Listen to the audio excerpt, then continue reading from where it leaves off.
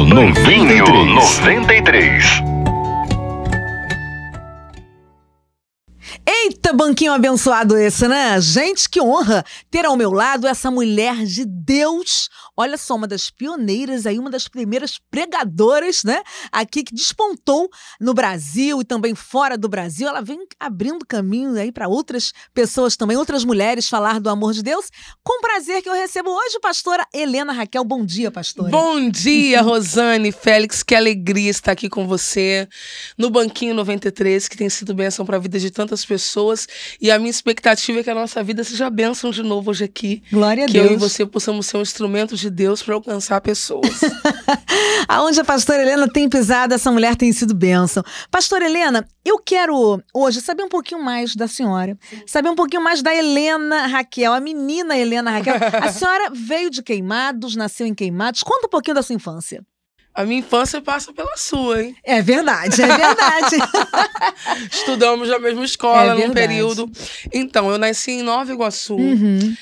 Na ocasião, nasci num município, né, que hoje já é independente, que é Mesquita. Sim. Em Nova Iguaçu, passei a minha infância, me casei e até há 8 anos atrás eu morava ainda em Nova Iguaçu. E depois a cidade de Queimados entra na minha vida, mais ou menos quando eu tinha 18 anos de idade, através da igreja, que a gente foi cuidar lá. E aí tudo começou a se tornar mais intenso, não é? Viajando e também pastoreando. Aí a decisão que nós tivemos de morar em Queimados para poder facilitar toda essa logística que não é brincadeira. Agora, pastora, deixa eu lhe cortar rapidinho. Sim. A senhora é filha de pastor? Filha de pastor. Desde menina, seu pai já era pastor? Não. Não era? Não. Meu pai era diácono, né? Quando eu nasci, eu me lembro dele. Quando eu digo me lembro é porque eu tenho memórias muito antigas, realmente. Quando eu falo de coisas de 3 anos de idade, né, eu tenho memórias. Então, meu pai era diácono, depois meu pai foi presbítero, evangelista e, por último, né, foi separado e é pastor. E toda essa trajetória foi com a família. Foi junto, eu, minha mãe, meu irmão e ele. Agora, a menina Helena Raquel, como que o seu pai incentivava a senhora a ler a Bíblia? Como tudo começou? Já era pregadora mirim? Não, eu não fui pregadora mirim, né? Eu comecei a pregar com 14 anos de idade. Adolescente. Já era adolescente. E em casa funcionava como brincadeira. Não como verdade, né? O meu avô, ele comprou uma caixinha de som, aí ele colocou na varanda e me dava o microfone. Na varanda? Na varanda. E isso, assim, em alguns momentos eu lembro desses episódios. E aí você não queira saber as barbaridades que eu fazia, né, com aquele microfone na mão, né? Eu chamava os vizinhos, eu gritava, parem de assistir novela, isso não faz bem pra vocês. E vamos ao culto e tal. Mas ali eu já comecei realmente a pegar gosto. Passada essa brincadeira de criança, depois veio aquela timidez, né? Vem falar alguma coisa, vem trazer um versículo, porque eu era de uma congregação da Assembleia de Deus, você sabe que é muito comum, né? Ouvir as pessoas durante o culto. E eu ia e abria a Bíblia, lia um versículo e disparava. Voltando pro meu lugar, querendo que aquilo ali no minuto se acabasse. Até que minha avó disse, você não pode agir assim. Abre a Bíblia, fale alguma coisa. E foi um confronto, né, da minha avó pra mim e ao mesmo tempo um estímulo. Porque no culto seguinte eu falei, minha avó tem razão, eu não vou sair correndo. Eu vou falar alguma coisa, vou olhar pros irmãos e pá, né? E aí também foi outro desastre, né? Porque eu me lembro do Salmo 100, celebrar com júbilo ao Senhor, e eu fui falar do cérebro. Mas tudo bem, superei também. E depois a coisa começou de fato a desenvolver-se e acontecer. Olha, celebrar em conjunto, a senhora falou do cérebro. Irmão, vocês têm que usar o cérebro quando for adorar a Deus. E aí a senhora começou a pegar gosto pela palavra e começou a ler em casa? Sozinha. Eu comecei a ler em casa sozinha. Embora o ambiente fosse muito favorável, né? Todos crentes e envolvidos com a obra de Deus, não houve um estímulo direto. Ninguém me dizia, faça isso, ou isso é bom, você deve fazer, exceto a minha avó nesse momento dizer, fale alguma coisa. Que nem foi no sentido de pregar, né? E aí eu fui indo, um dia eu fui convidada para ir na casa da minha tia, pra gente passar um final de semana lá. Eu fui, e na igreja dela, novamente uma Assembleia de Deus com esse hábito de ouvir pessoas, né? Diga-se por sinal que hoje é algo que é muito combatido, mas que a gente sabe quantas pessoas começaram a partir disso. É muito importante, eu acho. Porque se você não ouve quem não sabe, essa pessoa dificilmente vai saber um dia, né? Porque ela precisa desse caminho. E aí eu fui nessa igreja da minha tia, o pastor lá olhou pra mim. Eu não era pregadora minha, eu nunca tinha pregado em um culto. Ele me disse, vem cá trazer uma palavra. E eu fui. E aí sim, eu fui convidada pela primeira vez. Ele disse, olha, vai ter uma festa da igreja aqui e a gente quer que você venha pregar. E eu preguei, eu sou o Senhor e fora de mim não há Salvador. E aí já não saiu nenhuma bobagem nesse dia. Ai, ai. Pastora Helena, a senhora canta também ou só prega? Eu só prego, né? Mas você sabe que quando você é filho de presbítero, de pastor, dirigente de congregação, você tem que fazer... Lavar banheiro, cantar. Praticamente tudo, né? Tudo. Então eu fui cantineira, eu fui secretária de escola dominical, secretária de igreja. Eu dei aula para criança e cantei, né? Como ainda hoje, se o Espírito de Deus me encher, no momento eventual, eu canto alguma coisa, mas assim, congregacionalmente. Congregacionalmente.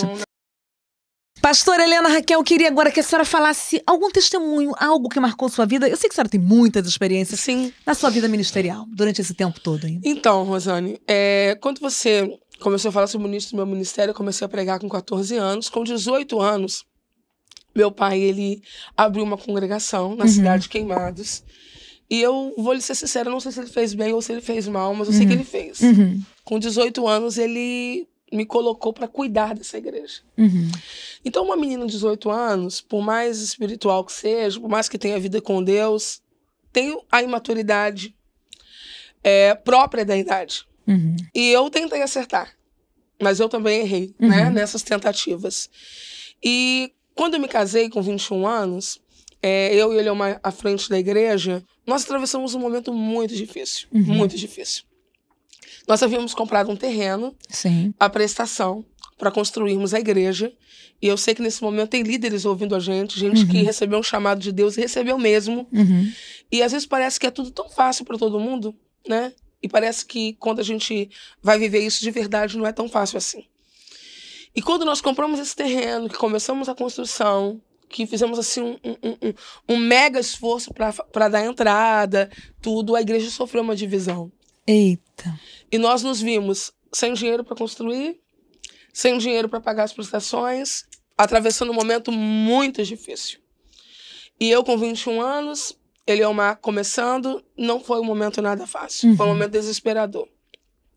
Líderes mais antigos nos diziam assim, não é aluguel no momento onde vocês estão?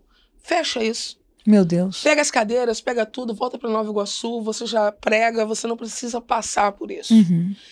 Mas dentro do meu coração e do coração do Eliomar, o Espírito de Deus dizia, vocês não são um equívoco, vocês não são um erro, vocês precisam perseverar. Um dia eu fui pregar numa igreja em Duque de Caxias e quando eu cheguei eu fui confrontada por uma tela na frente da igreja que dizia assim, inclusive de um escritor conhecido, mas eu não lembro agora o nome. A obra de Deus começa difícil, se torna impossível e então é feita. Meu Deus. Ali eu percebi, é comigo que Deus está falando. E arregaçamos as mangas, 38 pessoas ficaram com a gente.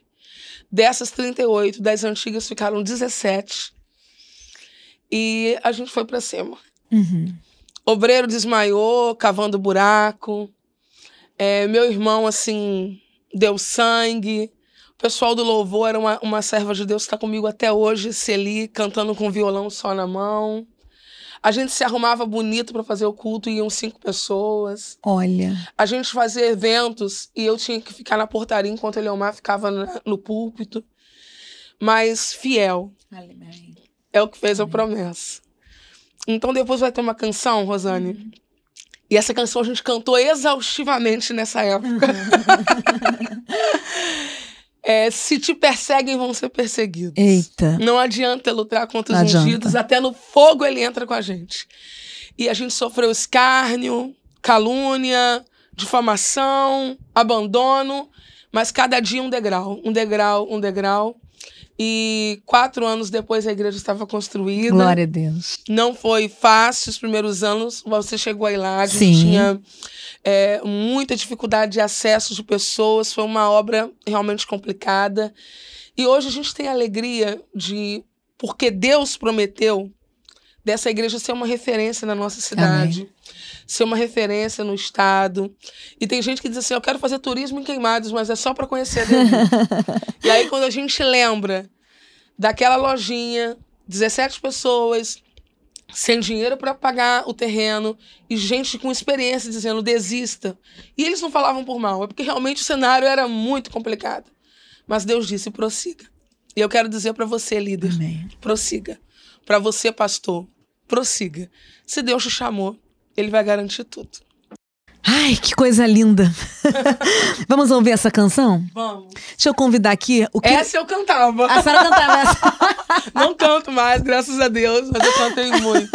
Me E ajudou eu não demais. vou pedir pra ela cantar hoje, porque ela tá muito Não! gripada, gente. Cristiano Félix, vem adorar o Senhor conosco, querido. A obra do Senhor ninguém pode parar, pois a porta que Ele abre, homem não pode fechar.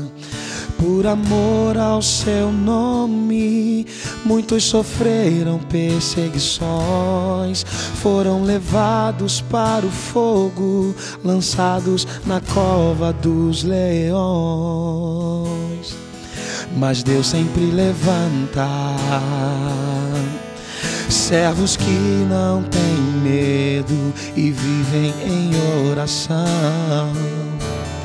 Mesmo sendo perseguidos, não negaram ao seu Deus. Deus protege sempre os filhos teus. Se é Deus quem abre a porta, ninguém pode fechar. Se te persegue, não tema, isso logo vai passar. Deus vai te guardar. Pois quem está com você é mais forte que o mal. Não pare agora, porque já está perto o final. Deus por você vai lutar. Se te perseguem, vão ser perseguidos. Não adianta lutar contra os ungidos. Até no fogo Ele anda com a gente. Também na cova dos leões está presente. Quem sofre por amor de Deus nunca padece, porque Deus sempre dá um escape e fortalece. E quando morre vai direto para a glória. A recompensa é a coroa de vitória.